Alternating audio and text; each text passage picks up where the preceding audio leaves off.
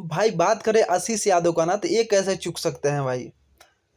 रंगदारी सॉन्ग लाने में ये नहीं चूकेंगे, क्योंकि इनका भी सॉन्ग आ गया है, बांस कर दे बहू बेटा। क्या बांस कर दे बहू बेटा। अगर नहीं सुने हैं गाना तो जाकर देखें। फुल एचडी क्वालिटी में वीडियो रिलीज हो गया है। गाना का लिरिक्स की बात करें भाई, ये वन गाना का लिरिक्स है।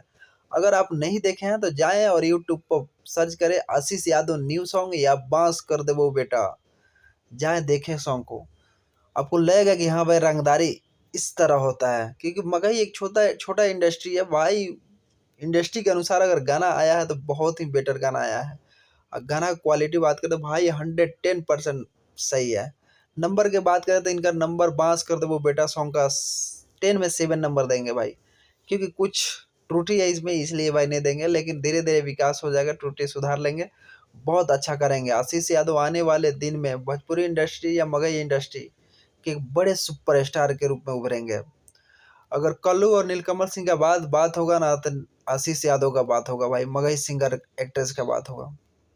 क्योंकि बहुत अच्छा गाना गाते हैं, बहुत अच्छा गाना ट्रेंड करता है।